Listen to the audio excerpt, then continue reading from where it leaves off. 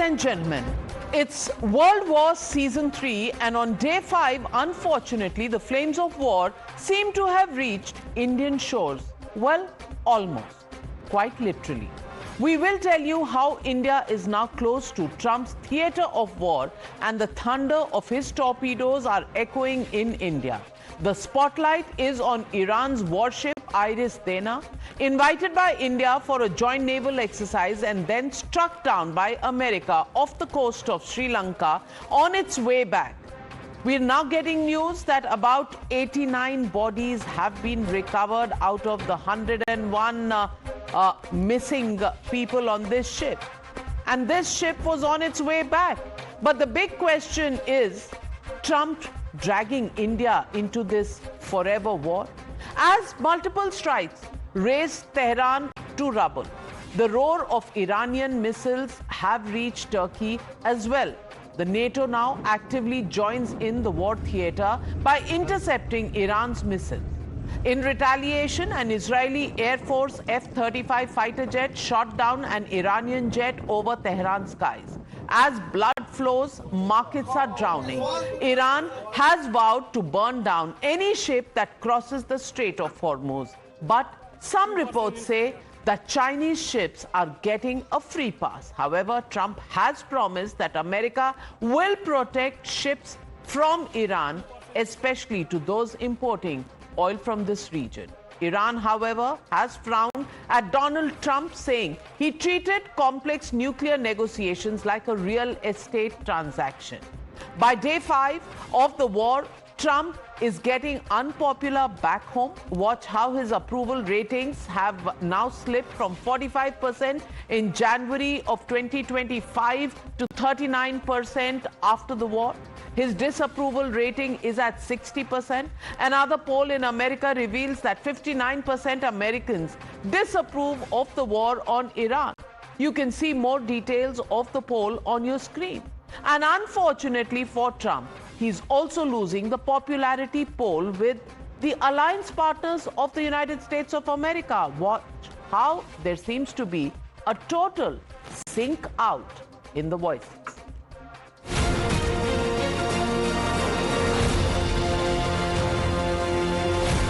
I guess the worst case would be we do this and then somebody takes over who's as bad as the previous person, right? That could happen. We don't want that to happen. לפני שעה קלה יצאו ישראל וארצות הברית למערכה משותפת, מבצע שאגת הארי. מטרת המבצע, לשים קץ לאיום ממשטר האייתולות באיראן.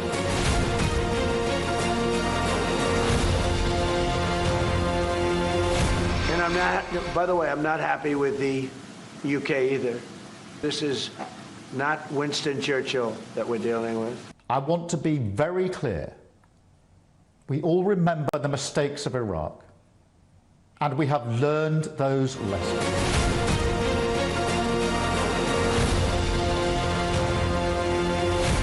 But some of the European, like Spain, has been terrible. So we're going to cut off all trade with Spain. We don't want anything to do with Spain.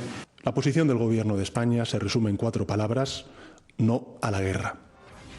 Now back to the pressing question. Is Trump's war dragging India into the theatre of war? Remember, this warship sunk by America was invited by the Indian Navy for a joint exercise just a few weeks ago. In fact, the Eastern Naval Command put out this post on 17th of February saying Indian Navy welcomes Iris Dena of the Iranian Navy on her arrival at Visakhapatnam, reflecting long-standing cultural links. Today, on her journey back to Iran, America's torpedoes sent her to a silent death.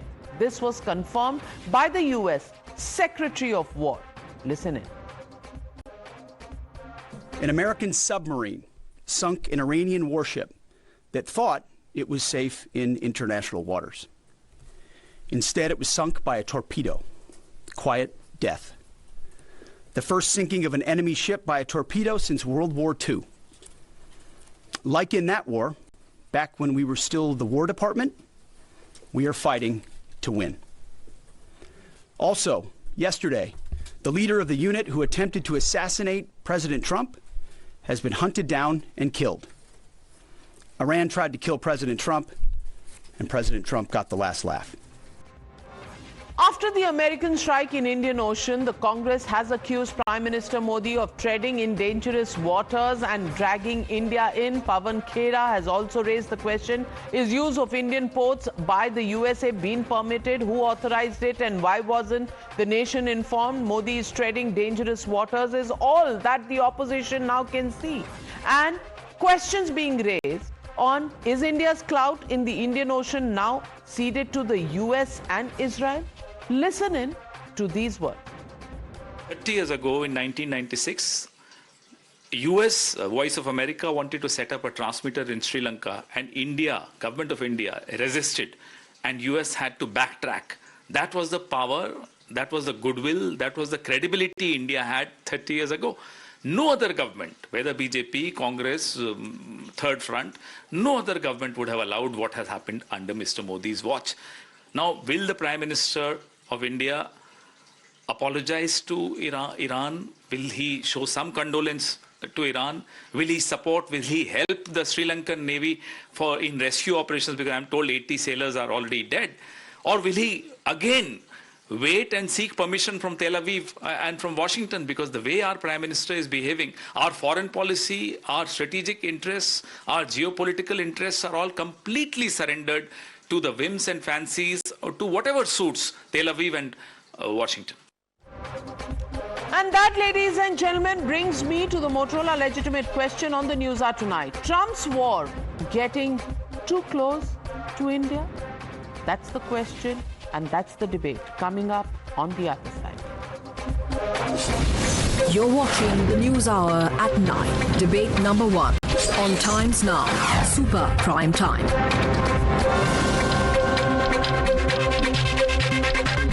Joining the debate tonight, Pradeep Bhandari, national spokesperson of the BJP, Dr. Anand Ranganathan, author Sushant Sareen, senior fellow at the ORF. Also joining the debate, Faizan Kidwai, national spokesperson of the Samajwadi Party, Somnath Bharti, former law minister in the Aam Aadmi Party government in Delhi. But my first question goes to Congress leader Sanjay Jha. And Sanjay Jha, the Congress party right from the beginning has been raising questions about everything. But is this our war? Is this really a running commentary that India should be giving at this point in time? Or should India be looking at all the developments closely and deciding what is in India's interest? Navika, good evening to you and to all my panelists on the program tonight. I'm very glad that in your introduction, Navika, today, you mentioned about countries, NATO countries, who are alliance military partners of the United States in Europe. They have distanced themselves from what is clearly an illegal war being waged by America and Israel, and there is already a political assassination of Ayatollah Khamenei that has happened. I mean, it is really very unprincipled. Everyone knows who's been following, and I'm sure you know it better than anybody else, that there were negotiations on, that this is an entire trip by America and Israel for greater geographical hegemony, and obviously more land, more oil, etc. And now here is the tragedy where we should be concerned, and I'm speaking bipartisan. Now, we are critical of the Narendra Modi government because they are operating on national security like headless chickens. And this is a good example of that. They go back, Navika, I remember I had just become the spokesperson of the Congress in the second phase of UPA 2. And that time also there were discussions on what is called as LEMOA, the Logistics Exchange Memorandum of Agreement. And this was brought up in 2004, but the UPA never signed it because it gives access mostly to America to use our military and defense installation facilities, whether you call it for refueling or recalibration or whatever. End of day, America gets access. Mr. Modi and his government signed that agreement in August 2016. And this is why we've become, in our area, vulnerable. Now, look at this current example of this sinking of the Iranian frigate or the warship. We have this multinational exercise, naval operation. 74 countries participate. There is a war going on, agreed with that. But the torpedoing that you could hear the Secretary of War gloating about He used words like Iran is toast. I mean, this is the language of cowboys and typically, I think, cheap B-grade Hollywood films. This is the way they treat other countries and war. And I'm astonished that Mr. Modi's government has been so soft and absolutely fragile and weak and cowardly in handling America. Take another example. The U.S. ambassador. Some of your questions are absolutely valid at this point, but the problem is that you have said this about a weak, fragile government not in control for far too long that nobody even takes it seriously, because even the language remains the same, whatever be the day of the week or month of the year over the last 12 years. But the new developments of the Iranian frigate being destroyed by a torpedo, 80 dead bodies being recovered, 30 people already being rescued early. Pradeep Bhandari, questions are now being raised about how close is it coming to our shores? Can we keep quiet any further? Or will we need to take a position on this entire issue sooner than later? Well, Navika ji, the duty of the government is to protect India's national interest, whether the national interest extends our borders or whether it is domestically. And the national interest is to protect the life of India and further India's sovereignty, territorial integrity, and wherever India believes that it will benefit. Now, please note at the statement of the MEA just 24 hours back, and allow me to quote it. There are almost 1 crore Indian citizens who live and work in the Gulf region. Their safety and well-being is of utmost priority. We cannot be impervious to any development that negatively affects them. This is what I call national interest. There are 1 crore Indians in Gulf, but I do not see the Congress party even tweet once for them. The Congress party is busy tweeting about something else which favors their vote bank. Please note at the paragraph number 4 in the same statement, because the Congress is deaf when the Indian government takes a stand. In this background, India reiterates its call for dialogue and diplomacy. Quote, already many lives have been regrettably lost and we express our grief in that regard. We are obviously commonsensical, Navika ji. When 1 crore Indians live in Gulf, we cannot take sides which will at least cost the life of these 1 crore Indians, or where India is not a direct or an indirect party. Now on the part of this, the incident which Mr. Jha was speaking about did not happen in Indian waters, did not happen in Sri Lankan waters, it happened beyond Sri Lankan waters. Now the UNCLOS is very clear that up to 12 to 13 nautical miles, this is where the territorial integrity of that country lies. Beyond that comes the economic zone. Beyond that, after that, it is free passage. So there is nothing which is happening in Indian waters. My question here is, why is the Congress party not even spoken once about the Indians living in Gulf? Not even once. Rahul has tweeted thrice on Kamini. He did not even tweet thrice on Pahalgam. I don't know what vote bank is he seeing. But why are you not concerned, Sanjay, in your opening regards about the Indians? Do you know that 3 Indians lost their life in one of the attacks on a ship in the Gulf? Where is your sympathy for that? I am shocked, Sanjay. Where are you going towards? On the part, you should be more worried, and you should in fact be happy and thankful that India has been insulated from it. Well, insulated till yesterday probably was the right view to take, but today, Sushant Sareen, I want to come across to you. This incident may have happened 40 nautical miles away from Galle in Sri Lanka, and under the United Nations Convention on Law of the Sea, it's only up to 12 nautical miles that is considered to be part of a country. So it is outside of even Sri Lanka's territory. Having said that, it is closer home than this war has been at any point over the last 5 days. How do you see these developments, and what would be your crystal ball saying about the future? Navika, is very clear that the geography of the conflict is expanding. Now, how much it will expand remains to be seen. Within the Middle East also, the geography has expanded. It's not just limited to Israel and the US Navy and its bases, but it's hitting other countries, and Iran, of course, is in the middle of it all. Second, I think we have to understand that the name is Indian Ocean. it is not India's ocean. So beyond the territorial waters of any country, it is international waters, and in international waters, at a time when there is already a war happening, although technically Sanjay is right, the Americans have not even declared war. They don't say that they have declared war because that has legal implications in the United States. War can only be declared if the Congress has kind of mandated it. Otherwise, you cannot declare a war. So it is, but let us for the sake of argument say that this is a war. And the Americans had already announced that the Iranian Navy is in the crosshairs. Now, where do we come in? If supposing the exercise had not happened in India, I don't think this issue would have been debated as heatedly as it is being done. But please remember, the exercise ended much before the war started or this conflict started. So this ship was now going back. Now, I want to understand at what point of time does the responsibility of the Indian government end?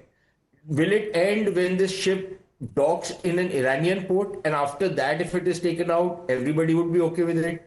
Now, this ship knows that there is a war going on. This ship knows that the Americans are going to be targeting. They should have been prepared. After all, it's a warship. It's not a cruise ship. It's a warship. They should have been prepared. Now, this is a terrible tragedy. I really feel for all those sailors who've lost their life. I really wish this war had not started. But the fact of the matter is, war is ugly business. And in this ugly business, both sides are hitting out at each other.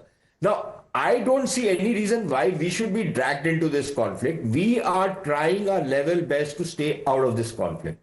Yes, it is coming closer home, not just in terms of the kinetics of the war, but it is closer home because it is going to have a terrible impact on not just our economy, on the global economy, but certainly on our economy. It will have a terrible impact on our people who are settled in the Gulf, who are working out there and earning money to send back to their families out here. It is certainly going to have an impact on them. This war is still playing itself out. Whenever an incident takes place, if every time there is going to be this kind of breast beating unnecessarily, it doesn't help our cause. It just doesn't help. Absolutely, and you've hit the nail on the head. It doesn't help India's cause if we start this chest beating. And Faizan Kidwai, Sushant Sareen, a very, very responsible strategic expert, is saying that the distress call 40 nautical miles off Sri Lanka also was to the Sri Lankan Navy, wasn't to the Indian Navy at all. And this entire exercise was over in the third week of February, after which the frigate was on its way back. Why is the opposition hell-bent on dragging in the government and India into a war that is certainly not ours?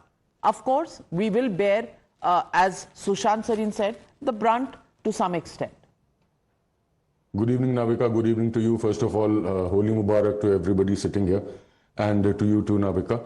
Okay, before I would definitely like to answer what Mr. Sareen said, but before that, I would want to read out this tweet that Akhilesh has just tweeted some time back, that Samajwadi Party offers strong condemnation to the attack on Ayatollah Khamenei and the Israeli-American terrorists who have attacked a school in Mehab, where 165 school children, ladies, girls, have been killed. This is a violation of Geneva Convention and international laws, and we pay homage to the martyrdom and extend our deepest condolences to the bereaved families. Now, coming to Mr. Sareen, sir, I'm sure you might have seen that interview of a US Army veteran. His name is Douglas McGregor. He claims that all of our bases have been destroyed, so now we are using Indian ports, which are less than ideal. There has been no condemnation from the Indian government about this. So if there's no condemnation, this means there has been a total surrender of India's strategic autonomy by Mr. Narendra Modi. How can he allow a foreigner to use our land to settle scores? We are not going to allow somebody doing proxy hunting on our ground. This will destroy our credibility, whatever is left, all thanks to Mr. Narendra Modi and his failed diplomacy. For Mr. Narendra Modi, diplomacy is about those loud laughters, those embarrassing tight hugs, wasting taxpayers' money for those PR stunts. But this is not the way a strategy should function. He should prioritize India's strategic interests. And and maintain a global credibility which our leaders have made over the years. But unfortunately, under Mr. Narendra Modi, India is being seen now as a submissive individual, a submissive country who has no voice of its own. Donald Trump has constantly been humiliating us, but Mr. Narendra Modi doesn't muster the courage or has no spine to counter him. Navika, now there are certain points I'm bringing to your notice and to the viewers' notice. Viewers, you should know, after the closure of the Strait of Hormuz, there's going to be a nightmare situation for India's energy demands. Not only oil, but India imports around 80 to 85% of LPG through the same route. 60% of LNG passes through the same route, and now that's not going to happen. And while the global fuel prices before you go forward, Faizan Kidwai, I want to ask you and fact check you. Is the Strait of Hormuz shut?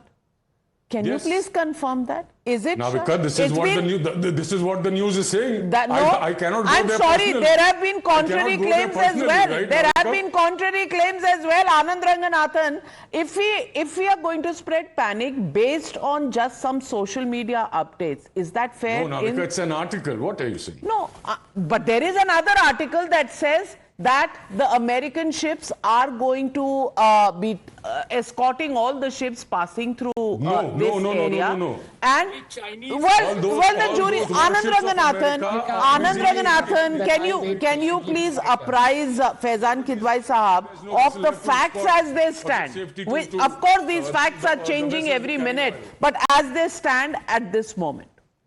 Only Chinese and Russian. Good evening.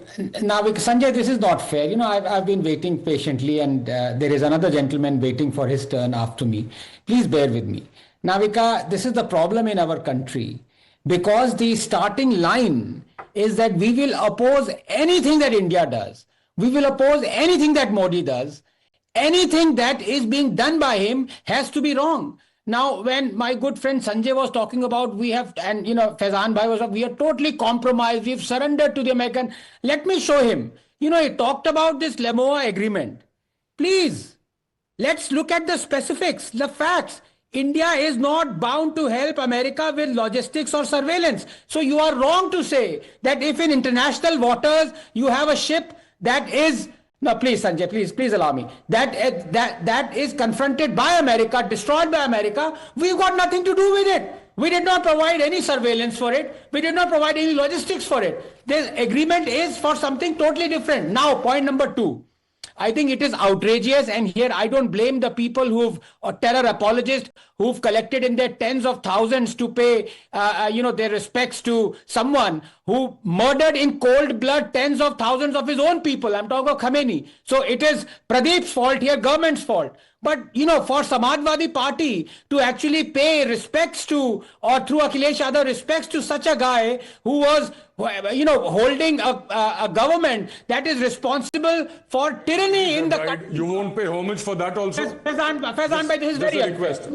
This is very unfair. Please.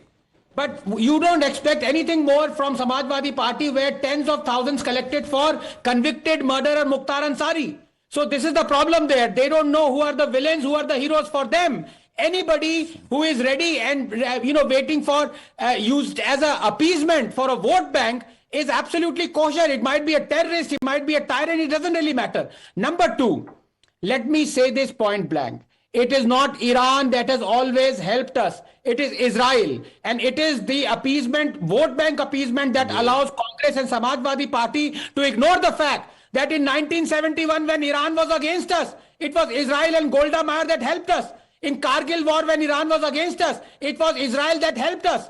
Every single time, even in Operation Sindoor, only 2 countries supported us, Taiwan and Israel. Where was Iran then? But because you want to appease your vote bank, you have this outpouring of tens of thousands of people who are voting a terror apologist. No, Navika, quick factually rejoinder. incorrect points. Okay, quick rejoinders coming. I need to get in Somnath Bharti ji, but 30 seconds first to Faizan and then to Sanjay Jha. Faizan. 30 seconds. Yes. First of all, when Mr. Ranganathan Anand Bhai makes these claims that Samajwadi is terror apologists, sir, you should know that it was Bharatiya Janata Party fielded a lot of terrorists in Kashmir. I'm just giving you name Abdul Rahman Lone, Fayaz Ahmad Najar, Bashrat Majid and zillion others because they want to win elections. So who's using terrorists for their own benefits? And your Yogi Adityanath. Yogi Adityanath, I'm sure Yogi Adityanath had serious criminal charges against him, which he did away once he became the chief minister. But that's not a fact check. That's not a fact check for the points that Anand made. No. What's the point you're getting at? This is a fact check. I'm getting at the point. I would request Anand Bhai to tell me these 165 schoolgirls who have been murdered brutally by Israel and America today. Does he condemn this or not? Well, please tell me, Anand Bhai. I would have loved it if you had condemned the protesters, tens of thousands of whom were killed earlier this year and in the protests of 2022. Why were you silent then, sir? Why were you silent when the women were standing up there and chopping their hair and raising their voice? Where was your voice then? You know, this selective condemnation, while children being killed in an act of war, and I also have problems with Trump saying we are investigating this issue. The fact is, any loss of life is deplorable. If it is civilians, worse so, and if it is children, it is unbearable. But why do you find your voice on Israel on October 7, 2023? Yeah, where was your voice then? When the terror attack on Israel happened and when protesters in Iran were raising the question? Sanjay Jha, 30 seconds. Yeah, you know, Navika, the other point that will prove to the viewers how Modi's government has become so weak, like a puppet of America, is that you allowed the US ambassador, who tweeted, by the way, that I'm now going to visit the Western Command. Why are we allowing Americans access to our defense establishment, to our defense personnel? And Anand mentions about Ayatollah Khamenei and his repression of his people, but he conveniently forgets that you have today Mr. Netanyahu, who's got an arrest warrant for genocide. 75,000 people. Come on, Anand, you have to have some degree of moral inelasticity sometimes. And you have Donald Trump, who's on the Epstein file. I mean, these are sexual predators who are running the country because Americans have voted for them. Do we have to subject ourselves to their unprincipled, unethical... Sushant Sareen, when there is a war, who is doing what to distract attention from where is a separate matter. But when there is a war, should the government be looking at what Sanjay Jha is saying, or should it make a decision based on India's interests? No, I don't think even Sanjay's erstwhile party looks to him for anything, but that's besides the point. Look, Sanjay makes the point that India is now a puppet of the United States because the US ambassador went to the Western Command. So I would imagine that the US is a puppet of India because the Indian ambassador goes to the PACOM in Hawaii for meetings out there. Does that make the US a puppet of India? But what kind of silly logic is this, Sanjay? I can understand if you have a criticism, you make a valid criticism. An ambassador going along with the... One second, Sanjay, please. Hang on. An ambassador going along with the Pacific Command... did not sign the LEMOA, Mr. Modi's government did. You made that point, Sanjay. Allow him to answer. We are tight on time. Sushant. Part and parcel of diplomacy. And yes, India and the United States have a defense relationship. It is not hidden from anybody. What is the problem with that? The point is that India has to try and keep itself out of this conflict to the extent it is possible. We will be dragged in willy-nilly in the sense that there are certain very vital interests involved. But I don't want to see India getting into a shooting match with anybody over this conflict, because technically in that sense it is not our war. But to keep saying that whatever the government is doing, it is weak-willed. Yeah, either you have a navy which is the combination of the US Navy and the Chinese Navy in the Indian Ocean, that you can monitor each and every square inch of the Indian Ocean, then it's a different matter. But you can't. You know that you can't. So you have to try and do what you can. For somebody to say India should have been monitoring American submarines in the Indian Ocean. How come they've entered? There are submarines from the Chinese who entered the Indian Ocean. They're not informing us that they're out there. To the extent that we get to know, we try and monitor where their movements are, partly because the Chinese Navy is seen as a hostile Navy. The American Navy is not seen as a hostile Navy.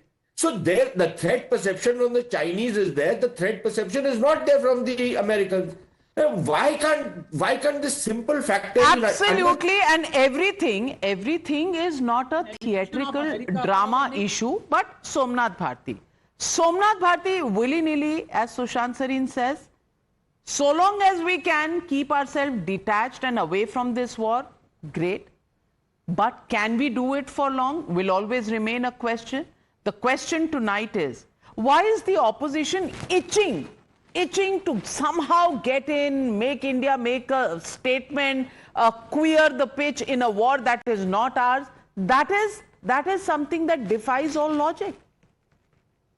Navika ji, very patiently I was listening all the time.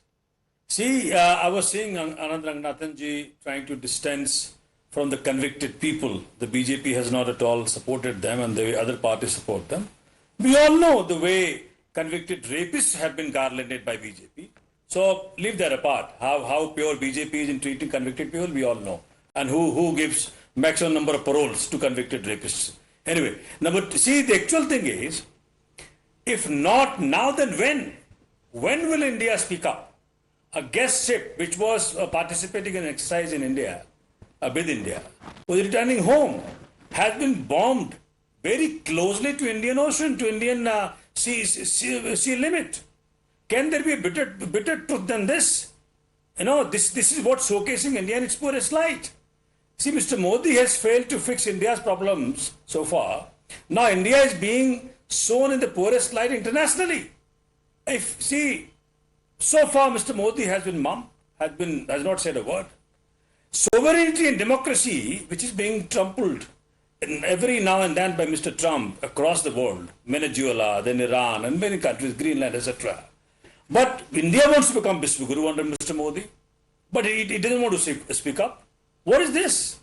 See, we need to understand. Pradeep Bhandari, I would have thought it was elementary, my dear Watson. We speak up when we want to speak up, when we need to speak up. Why speak up just, just like that?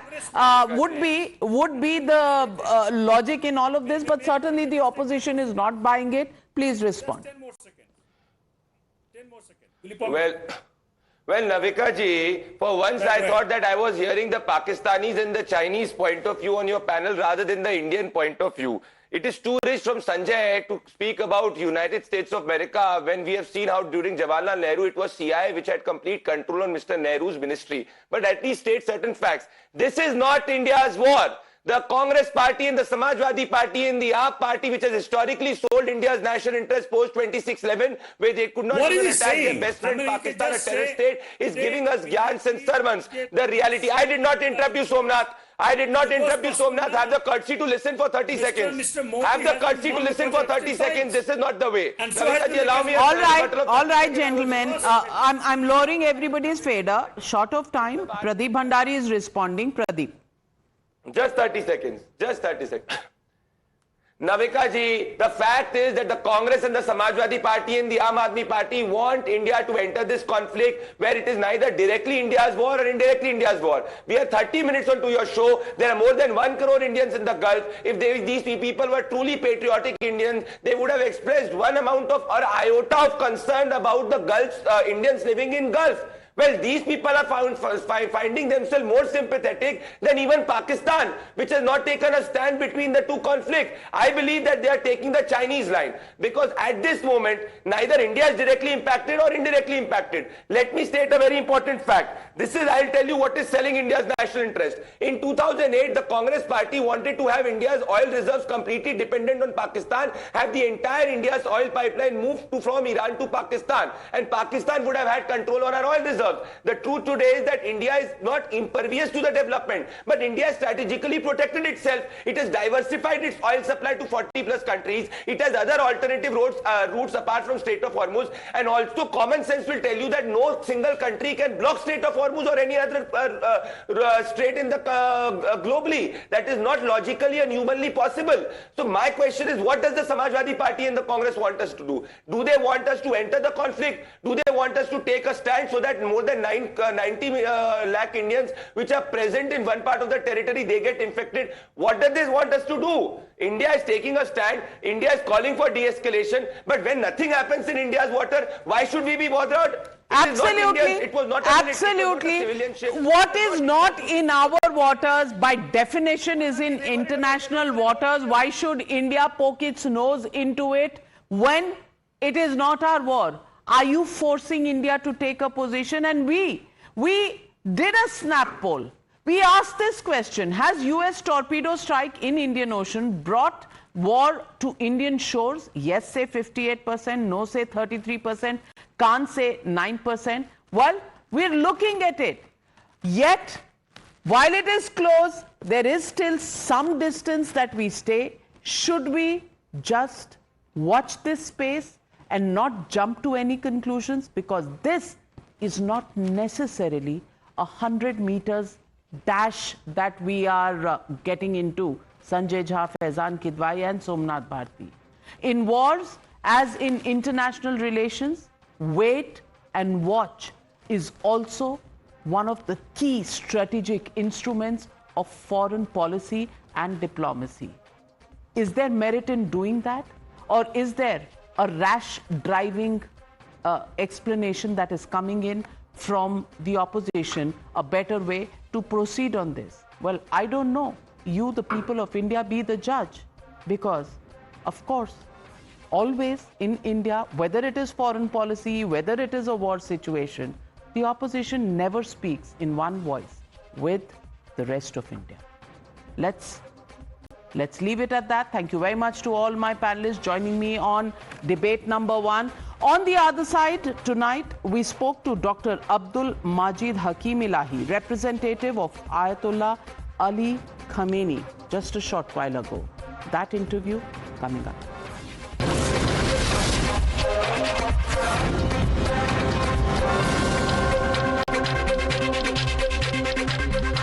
I want to ask you, Ali Khamenei was killed in his own office. Did you ever anticipate that America and Israel would attack him directly in such a direct manner? Did this come as a shock and a surprise to you? Actually, yes. Do you know, the people of Jeffrey Epstein Island, they don't know humanity, they don't have morality, how they are dealing with the innocent girls in the island. These people, everything we expect to come from them. Even Ayatollah, several times the security people in Iran advised Ayatollah Khamenei to move from his house to another city, but he refused. He said, no, I will not go. If you could provide safe city for 90 million Iranians, then I will go. Even they asked him, please, we will provide you some bunker and safe place, basement, the basement. He refused. He said, at first you have to go and build for 90 million Iranians, then you come to me. He was his ordinary work, and in the early morning he was in his office, and near to his office is his house. As you know, he was living with his wife and his his granddaughter and his daughter-in-law, and all of them have been killed and martyred.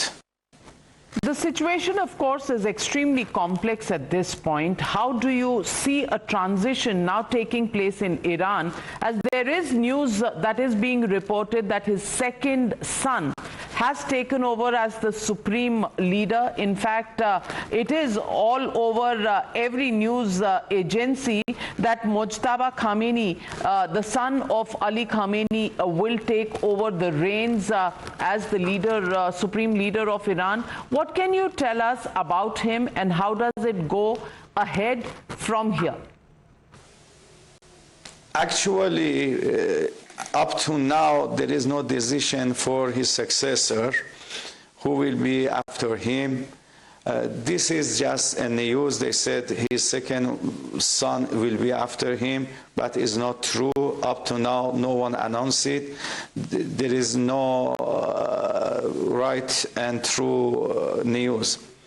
But there are some council, and they gather, they will choose the one who is qualified for this position, and they said maybe up to tomorrow or in the next week they will choose him, because the situation is not good to gather 85 experts and choosing the supreme leader, new supreme leader.